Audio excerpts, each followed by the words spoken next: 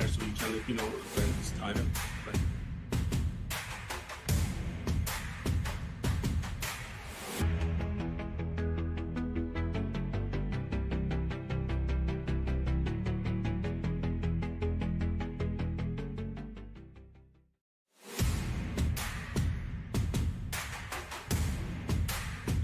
There, so you can let me know when it's time.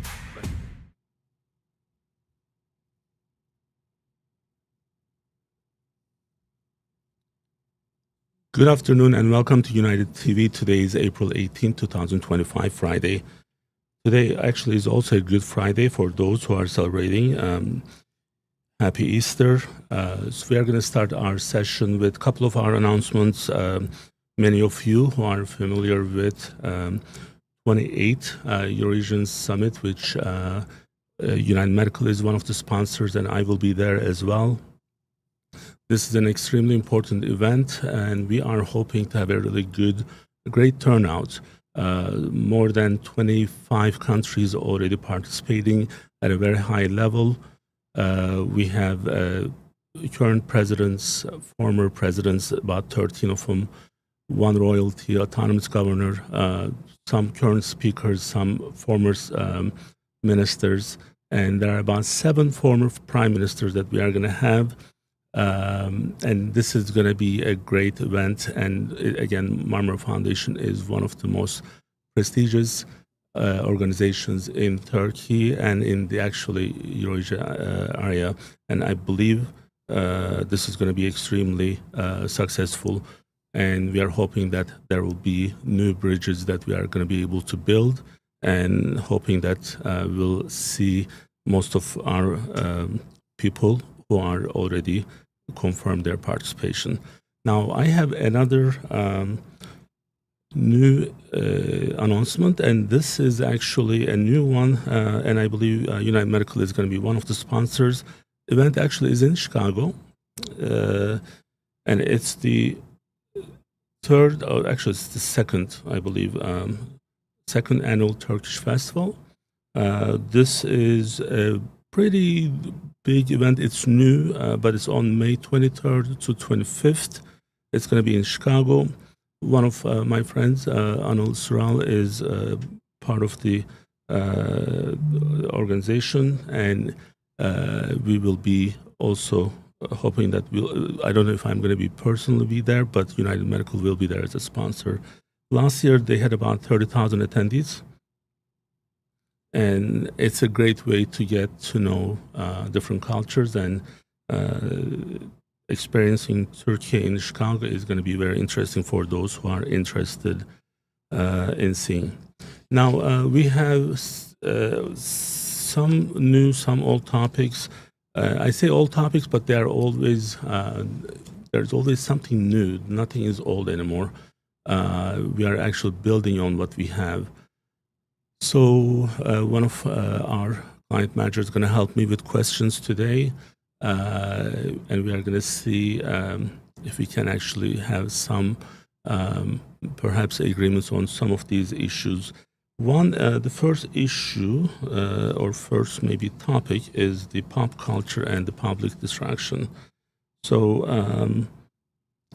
So yeah, we have a little bit of a fun and a little bit of a controversial topic to start the session today. While most people probably saw this on the news, a $50 million space tourism by Katy Perry and friends. There was a mission to space, so that included Katy Perry, Gayle King, Lauren Sanchez, who's Jeff Bezos' partner, Amanda Nguyen, Aisha Bove, and Carrie Ann Flynn. So this is an outrageous amount. Do you think people should be allowed to spend $50 million, around $6 to $10 million per person, on space tourism when there is global suffering? So I guess the question, the answer is in 2 different segments. I guess if it's legal, the question or the answer for whether or not this should be legal, well, it is legal. There's nothing wrong from the legality standpoint. But when it comes to whether or not this is ethical, that's where the problem starts. So just because something is legal doesn't mean that should be that should make that thing ethical. This is something that we really need to understand. So, okay, I'm thinking just so that I can actually give you some examples, because this is one of the hypocrisy that we always deal with. What's this is that like marrying your late brother's wife is legal, but is it ethical?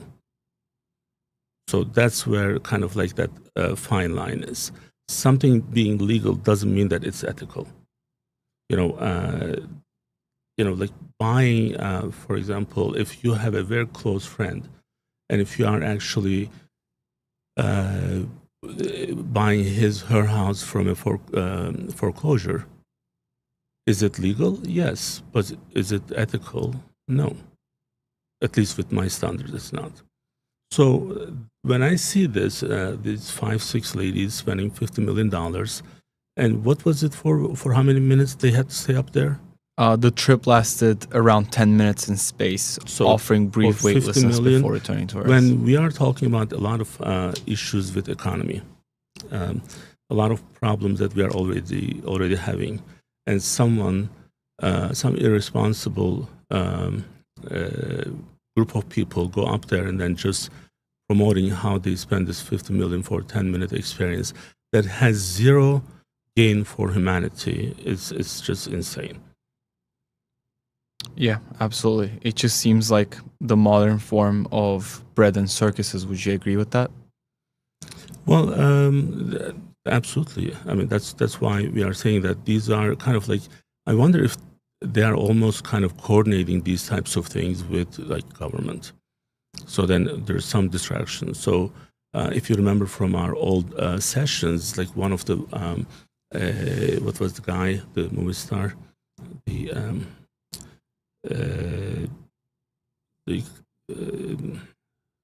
guy who was divorcing the wife, and then they were in the court for 50 weeks. Johnny Depp, thank you. Johnny Depp, and like why that was actually, that was live and made it live available. So because it was a really good distraction. It was a huge distraction. So even now I have to remember that. So, and then this is something similar to that. And I think it has some, like, the only thing that I don't know whether or not this is something to do with, with the coordination with the government. Now, Jeff Bezos being so close to the Trump administration, I don't know. Maybe not. Who knows? But what did we gain from this? Other than so many stupid videos out there. And of course, there's a group of people who are going to go after these videos, and then they are trying to prove that they actually didn't do it, which I just still don't understand that. But this money could have been spent in so many different places.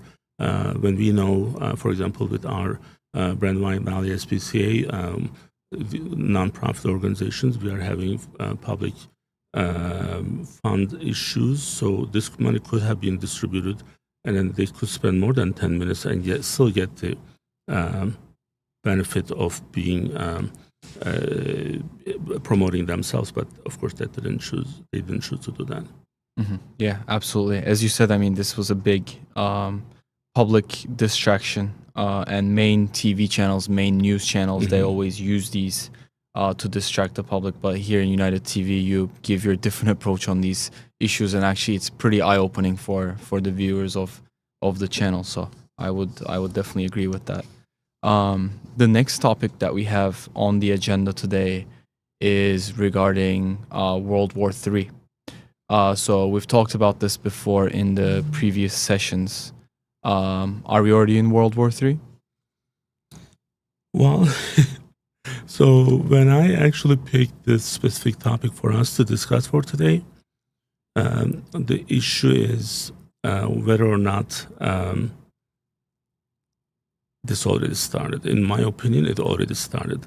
So something that's really important for me, I believe certain things happens in a different format. So the form of what we are doing is changing from yesterday to today, or today to future. So that doesn't mean actual things change. Like how do we communicate today with like the cell phones, with the emails, with video calls? But 10 years ago, not all of these were available at the same level. 30 years ago, most of them wasn't there, but the communication was still happening. So the war is happening, but it's in a different form. So in my opinion, the war already started, and where that's going to go and how it's going to shape and who else is going to be kind of sucked into the unknown of what we are expecting, those are way to be seen. Yeah. And absolutely, as you said as well, this is a different type of war. So this is not the war of trenches and tanks anymore. It's a war of data, debt, currency, energy, ideology, and digital control. And as we know, this is happening all around us every single day. So who do you think are the main players in this war, and what's the main concern, and why are they fighting over? So, well, there's US, there's, I guess Europe kind of is close to us. I don't know if you were following, but the Italian Prime Minister was here yesterday. They have given like kind of warm and fuzzy pictures. So that's how you know, like whether or not we are in a good relationship with them is the distance and how they prep for the event, what they wore, and whether or not Trump actually hugged them or kind of give them a cold handshake. And I think we did well with her. So some part of Europe actually is close to US, but they're kind of, I guess, in between. Now, this is on the other side of this equation is the one of the topics that we always discuss is the BRICS countries. So when I started talking about BRICS, there was no momentum yet. I mean, it was there.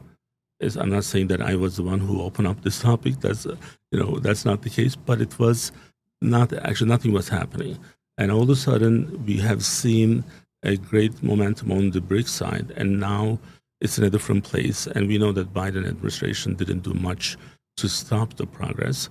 Now Trump is taking actions on this, but it may be too late. So because of that, we can definitely see BRICS countries under one.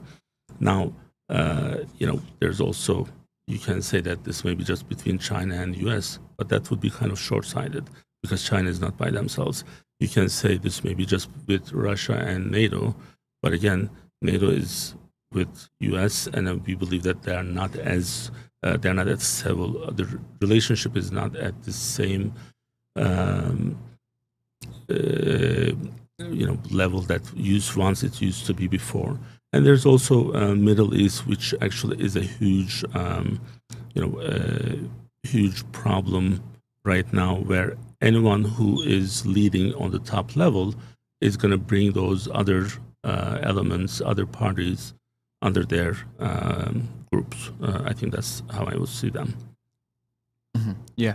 And in our previous topic, we were talking about the media coverage of this flight to space. Why is the media not covering this? And here we are in UnitedTV talking about this.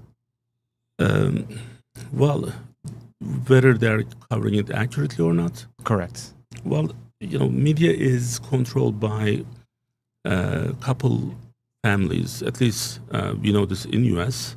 Well, we know this in Turkey.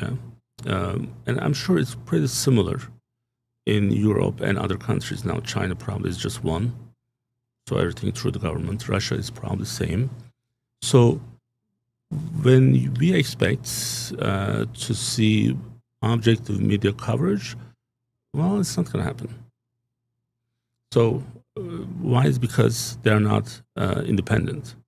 So if they're not independent, of course, you are going to see what you want to see. Now, like you and I, we have seen how sometimes, like New York Times, how they cover, anytime they have a news with Turkey, they put one of the worst pictures of from some stupid dumb shit bazaar, and then representing Turkey as if this is one of the common places, and it's not. But that's how they want to cover it. Can we change that? No, because that's how it is. Mm-hmm. So I didn't know, and I don't know if you know this, but and then now it makes a lot of sense. Like when you see these James Bond movies, like I'm just using that as an example. When they are being shot in so many different countries, like you look at how London is portrayed and the pictures are. Although London is one of the probably darkest in terms of the weather and how much sunshine they get, it's not one of the best kind of visibility in terms of like what we are able to see. And then pictures are dark. Then you come to Turkey, you are in Istanbul, you are in one of the most beautiful cities in the world, and all of a sudden it looks like it's from 1950. Well, apparently they are using an orange filter. So Ethan, I don't know if you know about this one. So they are using an orange filter to make it look like if it's from old ages. So that's part of media, right? So the show business, movies, TV shows, they are part of the media. So that's how they are covering it. Because if I pull 20 Americans from 10 from Dover and 10 from Seaford, now you guys don't see him, but he's smiling because he knows where I'm going with this. They don't know where Turkey is. And if they do, then they're going to tell you it's some kind of Arabic countries. Yet, that's not the case. I don't know if we have one of the pictures that we have from, how the word tariff, where it comes from. And, I don't even know if even President Trump knows. Well, tariff is something that's used by Ottomans first in the history. And it's an Arabic origin word. But what tariff is today is one of the strongest elements of how we are going to make the economy better. But then it's Arabic. Why do you think it's Arabic? Because they were there before we were, right? And Ottoman Empire was using this very effectively several hundred years ago.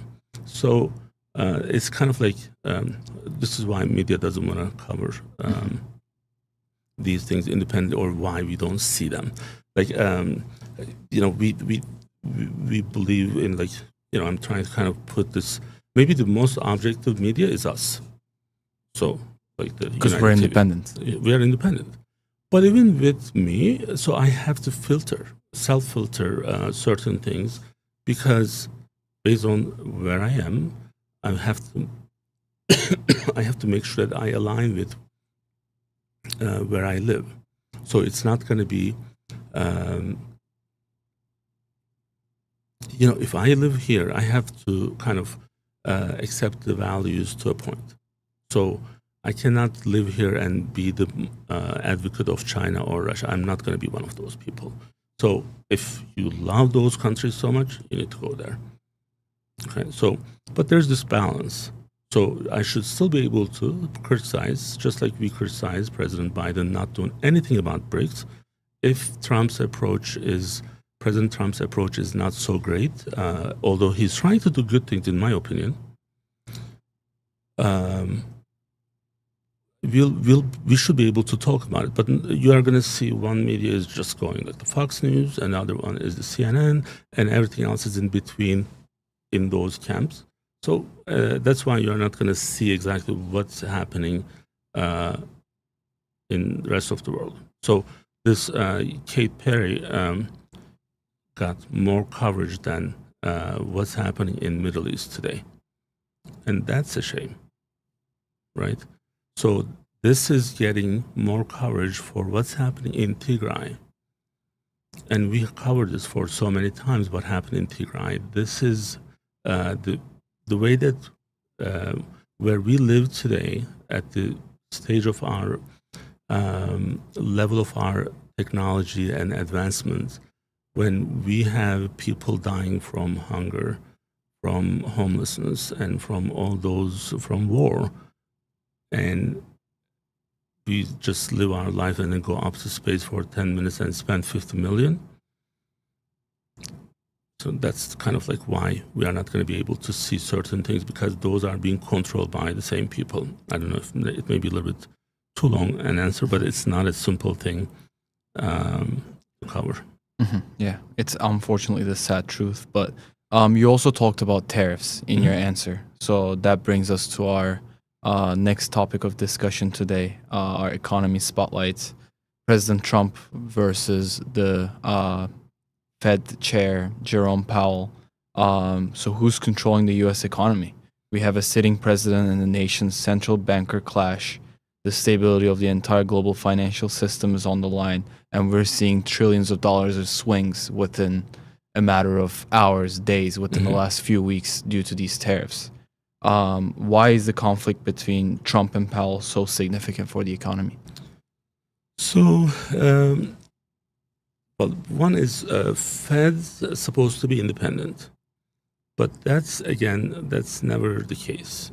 So,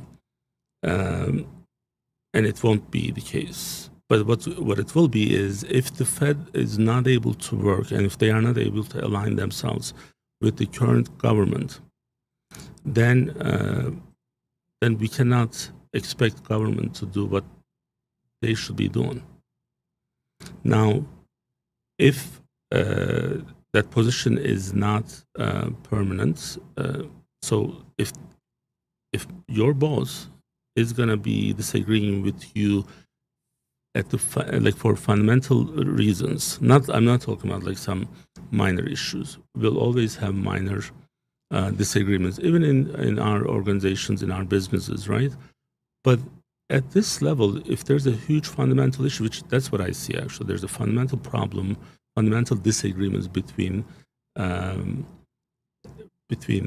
Powell and Trump administration.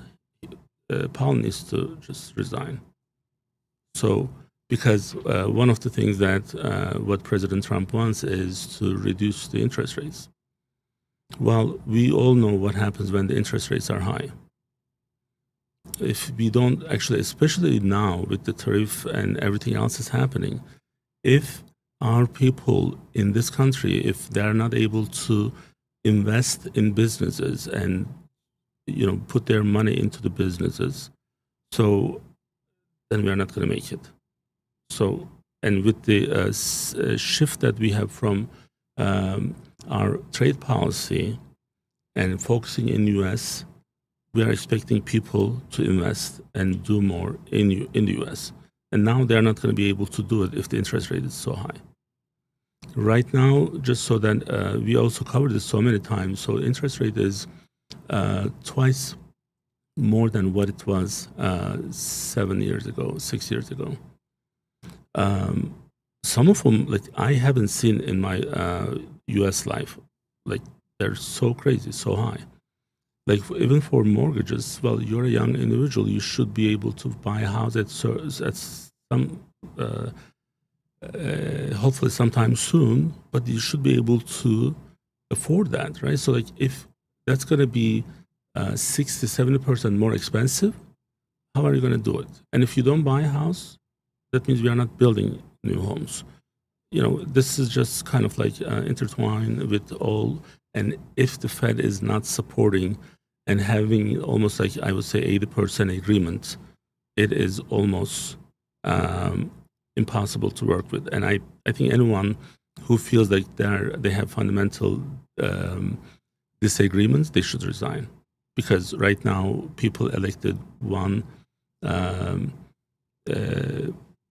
president, and he needs to be able to do what he needs to do.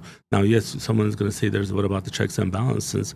But that's why I'm saying that if there is checks and balances, it's not going to be based on between two extreme group of people. So that's almost like you are asking for impossible and you are asking for a disaster. Checks and balance needs to be whether or not what's being done is, one, legal. Two, you cannot just look at the short-term benefits, and therefore we have to see what this administration is able to do. So if every time administration is trying to do something and then bureaucrats are cutting this off or sabotaging it, then how do we expect results? So that's what I would tell you from those two. Yeah, absolutely. On one hand, we have the President of the United States right now who had this vision for the last 10, 15 years. He has interviews that he's doing, especially like the policy changes on tariffs right now. And then we have the Fed who's kind of blocking the road for making those ideologies come to life in long term. With that being said, our last topic of the day is about healthcare, your expertise with healthcare. Before we go there, can I just mention one other thing with the economy? And it's perhaps it's almost like a correction to what I have said in the past with these sessions. Now, there was one that with the U.S.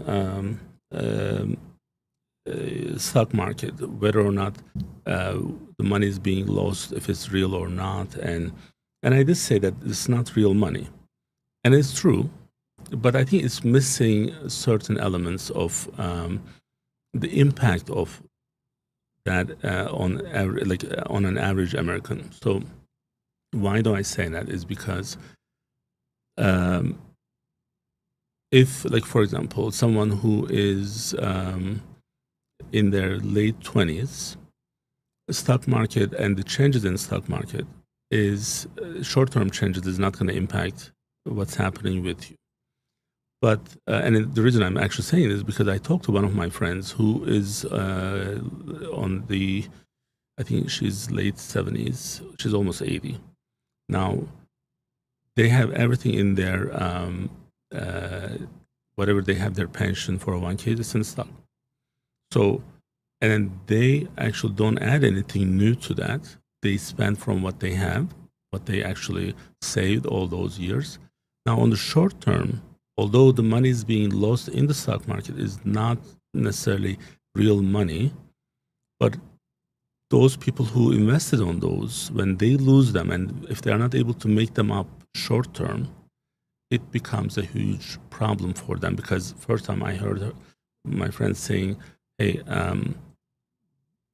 I don't know if I'm going to be able to keep up with what I projected, because what they used to have is not same anymore. It's not from their spendings. They changed some of their vacation plans. They changed their other spending projections, and that means it's affecting what's happening with day-to-day Americans. And I'm sure this is true for other countries if they have similar issues right now. Mm-hmm. Yeah, absolutely. I mean, even for younger people, I know from myself, I mean, I'm mid-20s to late 20s, but I still lost a good amount of money in the stock market in the last few weeks. You are not relying on that money to do your living. Like when you are over 65, like once you are done working, so just so that I can tell you what they are going through, there isn't any new money coming in. So let's say they saved 700,000. Now let's say they did that at age 67. I'm just using this as an example. So with that 700,000, whatever that makes minus what they spend on a yearly basis is their new budget. So they have to spend certain amount. That's not going to change. But if the money, let's say if it was 700, but now 6 months later it's 400, everything else is changing. They have to redo everything. Yeah. You expect that to go up to at least offset the inflation, but now it's actually making some severe, as Trump says, tremendous impact on these people. So that's something that we need to think about. And then how many people in this country, at least I can tell from our Medicare population, I was shocked when I find out the percentage of people who are over 80, it's not like single digits. We have a lot of people who are over 80 in our population health demographics. So it's an important issue that, and I want to actually use this opportunity for my correction on this was just a monopoly money, but that's not the case. So this is impacting everyday Americans on a regular basis. Mhm. All right. So our next topic, healthcare. Especially healthcare on the line. Is Delaware losing its edge under Matt Meyer's leadership? With major corporations fleeing, lawsuits against the federal government, and nonprofits losing crucial funding, the question must be asked: is Matt Meyer out of the touch with the challenges Delaware is facing, especially in healthcare? Well, again, one of these. When I say this, most people are going to say, "Hey, because you didn't support him." Well, I didn't support him because there was a reason. I didn't believe in his leadership, and I still don't. And he demonstrated enough stuff out there that actually didn't help the whole, his situation when he got into the office. Let's say during the campaign, you can make certain mistakes. You can actually act like a child, or not. Like you can have some not so smart comments. But when you are in the office, you should feel a little bit better about what you do and how you do certain things. But he actually got worse. So now you see right now with the healthcare, Medicaid is on the line. Some of the Medicare value-based agreements are on the line. And these are all cost savings ways of doing the cost savings in healthcare. And I believe Matt actually is not really understanding exactly, especially when he's making fun of like Elon Musk on national TV and then expect nothing to happen. That's not, you're not making fun of Elon Musk. You are making fun of everyone who's in that category, who are the big supporters of the state of Delaware because of the corporation model that we have. And I think I'm just worried how he's handling certain things so far. Mm-hmm. Yeah. On the other hand, we also have the Kathy Jennings lawsuit against the federal government. What do you think this tells us about the current healthcare climate in Delaware? Well, I mean, on one hand, you have someone like Kathy Jennings understands and trying to do something, right? So right now, trying to bring the federal government into some balance and then making sure that they actually see certain issues from the legal ways. That's what she's doing. But then we have a governor who's making fun of Elon Musk on live TV. Yeah. And how are these developments affecting Delaware's nonprofits and public health services? So that, like from the first hand, I have some knowledge of that. And I know that a couple of the nonprofit organizations that we got involved, I'm either a board member or a big supporter. They have some cuts on their federal funding. In fact, one of them is kind of major. Until they're public, I don't want to actually mention those, but three of them, out of the three, two of them have some major cuts. Now, did it happen and is it in effect? I don't know. But I think they are now extremely worried about what's happening today. Yeah, absolutely. And Matt Meyer's behavior definitely does matter for the healthcare and the economy as well overall. Well, the healthcare is 1/3 of the budget in the state of Delaware, and that's probably very similar at the national level, at the federal level. Anyone who has understanding problem and not being able to see their actions and how it's going to impact Delawareans, those individuals are going to put us in big trouble. And I do believe, one thing that Matt Meyer says is that, oh, my wife is an emergency department doctor. That means nothing. I mean, your wife can be an astronaut, but that doesn't make you the expert in space. Well, she may be, but you're not. I mean, you cannot use that as like, hey, this is what it is. Like, I know a lot about healthcare, but my significant other may not know everything about healthcare. Just because this is my business, but it may not be their business, right? So, this is kind of the problem qualification issue, and I'm hoping that we invited him to this show. He was here before, as you remember, before the elections, and there's no participation yet. Now, he may be here a couple of weeks from now, but we'll be asking the same questions. Because if we are wrong, then here's the channel that you can actually prove us wrong, and then just see exactly show us exactly what's happening. But if we are not wrong, then not coming here is you're accepting the statements that we are making. Because it's open to everyone, and we bring people who are not on the same page with us. Even with people that I'm on the same page with most of the issues, but there are some major differences, we still talk about those. Avoiding it is not going to help anyone. We'll be talking about this on a weekly basis. Yeah, absolutely. This is pretty much all we had prepped for today. Was there anything else you wanted to add? There are a couple slides that I have shared with Ethan, and I'm hoping that I'm not putting him on the spot to bring them up on the screen. So our surveys are Twitter polls. Now, these are from December 2023.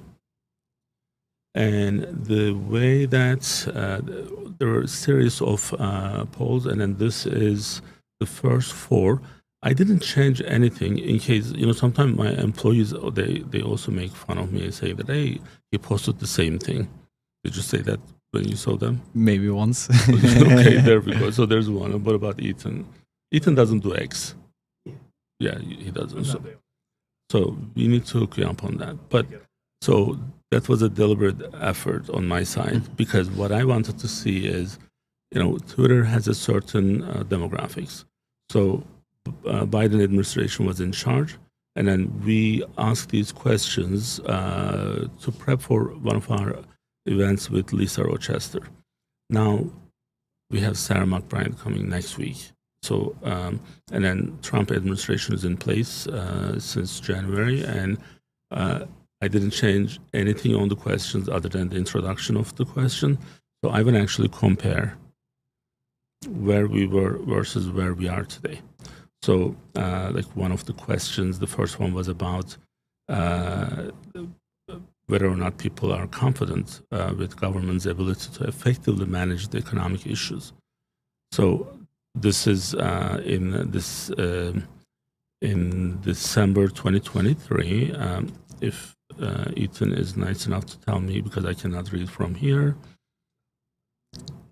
On the first question, so the very confident versus very doubtful, what are the percentages there? Yeah, so you see, Ethan cannot read it either. So I can help you if. It was on which topic? Hold on. So okay, Ethan. Which one was this? It's the first one. So the top left. So yes, strongly was 64.7%. No, the answer should be very confident, neutral, very doubtful. Okay, so that's the bottom right one. Yeah. The question was, in preparation of our discussion with Congresswoman Lisa Blunt Rochester, please participate for the following survey. How confident are you in government's ability to effectively manage? Because I have the new result, but I'm not going to actually publish these until next week. The top one was very doubtful, 79.5%. Okay, it was 63% in December 2023. What about very confident? 13.1%. It's 13. So what about neutral? 7.4. It didn't add up to 100.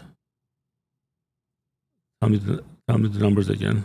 79.5 for very doubtful. 79. Okay, so it went up from 63 to 79. Yes. So that's troublesome. Okay, do you have the second one? The answers for the second one from? because this year, so far with 241 answers, it's 32% confident. You won't see that one. You can keep those. Okay. So because I'm just reading it directly from my Twitter account. So it's 32% very confident versus 63% very doubtful. So those numbers, I'm so sorry. So you are reading us the 2023 numbers. So you should be able to correct me when I'm wrong. So it was 79%, now it's 63%. Correct. So this is the improvement. So it went from 79. That's what I was explaining. I was kind of like a little bit shocked to see the decrease. So, okay, now that makes more sense. Mhm. So the very confident was? It was 13%. 13%. Right now, that's at 32%. Mhm. Yeah. So, and then there's one other, there are 4 questions. For whatever reason, 2 of them are doing better than the other 2 in terms of number of people who participate. What about the question with the foreign relations? How would you rate the current state of the foreign relations? So the one from 2023, Mm-hmm. actually the percentage is not on the screen on this one, but it was very, very high. I would say around 85-90%. It looks like Well, there's poor. excellent, not sure, and poor. Yeah, poor was the leading. Oh, so you cannot see it on the because it's cut off. Yeah. So it's now it's 79%. So so they are there. Okay, there it is. So what's that percentage? The percentage is still not Oh, the on there. percentage come off. Yeah. Cut off. Well, I can Okay, so well, what we want to do is we want to kind of compare next week, and also we want to kind of ask some of these questions to Congresswoman Sarah McBride and see what her take on these is. From my side, I'm expecting these numbers would be better than what it was in December 2023. And if those who are watching, if you guys can help us to get more people answering these and by sharing them, that would really help. And hopefully we can get more results and more objective numbers from what we have so far. All right, so that's all we have today. We have our Bariatric Friday with Dr. Erkan in 15 minutes. And we are going to talk about maintaining weight loss after bariatric surgery. And that's going to be at 3 p.m. today. Well, thank you for being with us. And please stay safe and stay united. Thanks. Bye-bye.